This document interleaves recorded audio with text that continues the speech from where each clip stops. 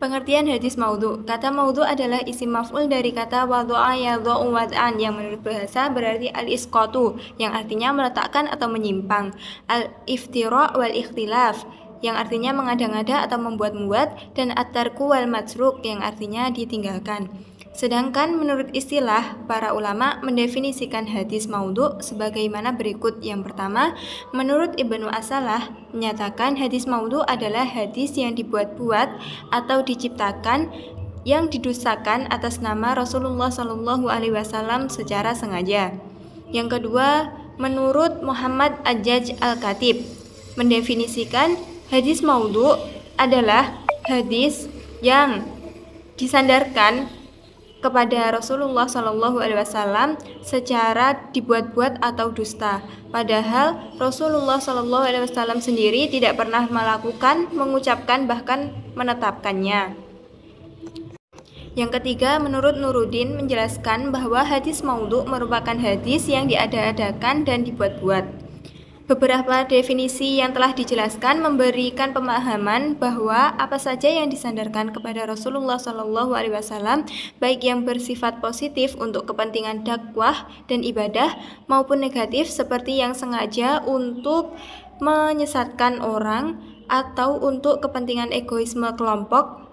Jika Rasulullah SAW sendiri tidak menyampaikan atau menyabdakannya secara langsung, maka hadis ini haram untuk disampaikan kepada masyarakat umum, kecuali hanya untuk sebatas memberikan penjelasan dan contoh mengenai apa itu hadis maudhu.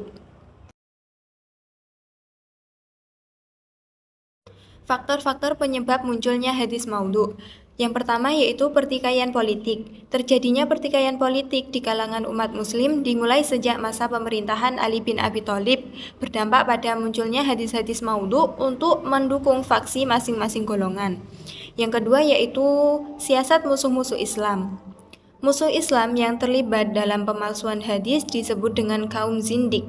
Mereka senantiasa berusaha merusak akidah Islam, mengaburkan nilai-nilai kebaikan, dan memecah belah umat Islam dengan berbagai cara yang dilakukannya.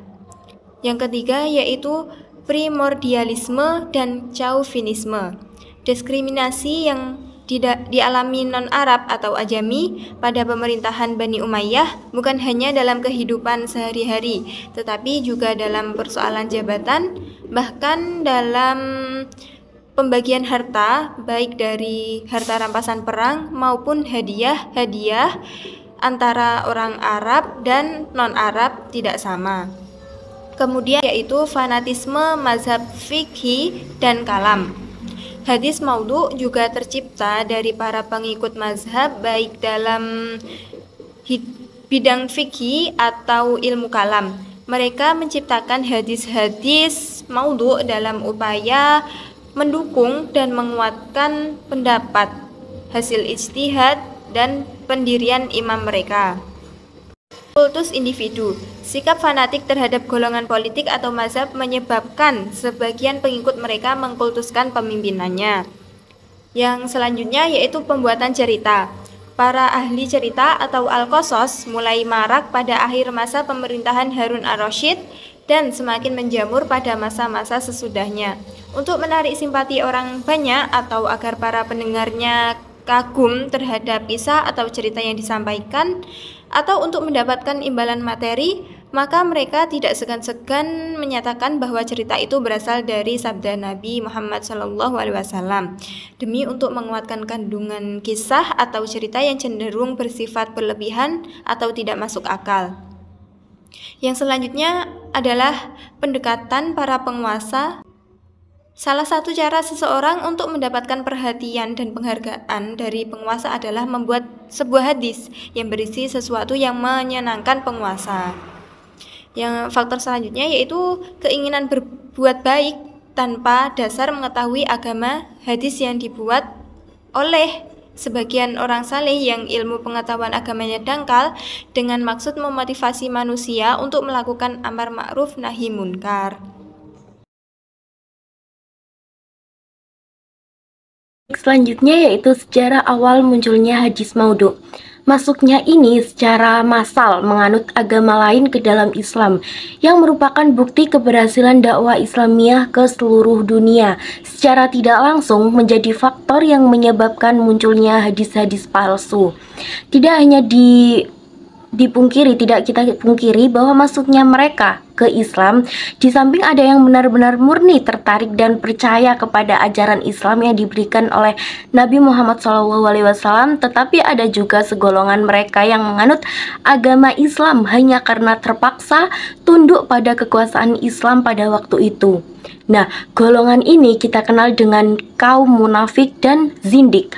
Terjadinya pertikaian politik yang terjadi pada akhir masa pemerintahan Khalifah Utsman bin Affan dan Khalifah Ali bin Abi Thalib merupakan awal adanya benih-benih fitnah yang memicu munculnya pemalsuan hadis, tetapi pada masa ini belum begitu meluas karena masih banyak sahabat ulama yang masih hidup dan mengetahui dengan penuh yakin akan kepalsuan suatu hadis. Para sahabat ini mengetahui bahaya dari hadis-hadis maudhu karena ada ancaman yang keras dikeluarkan oleh Nabi Muhammad SAW terhadap orang yang memalsukan hadis. Namun, pada masa sesudahnya, yaitu pada akhir pemerintahan Khalifah Bani Umayyah, pemalsuan hadis mulai marak, baik yang dibuat oleh umat Islam sendiri maupun dibuat oleh orang luar Islam.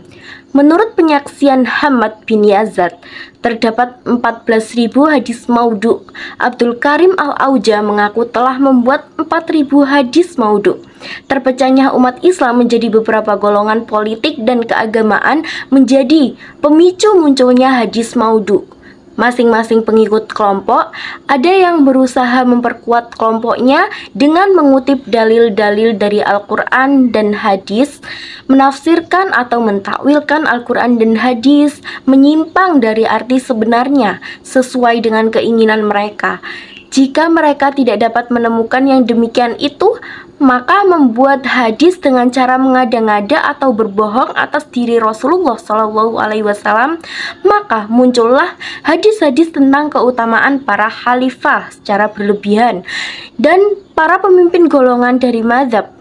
Menurut Subahai Soleh, hadis maudhu mulai muncul sejak tahun 41 Hijriah, yaitu ketika terjadi perpecahan antara Ali bin Abi Thalib yang didukung oleh penduduk Hijaz dan Irak dengan Muawiyah bin Abi Sufyan yang didukung oleh penduduk Syria dan Mesir.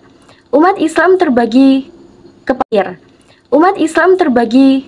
kepada beberapa firqah, yaitu ada Syiah, Khawarij, dan Jumhur. Karena itu, menurut Subahai Soleh, bahwa timbulnya firqah-firqah dan mazhab merupakan sebab yang paling penting bagi timbulnya usaha mengada-ngada dan habar dari hadis.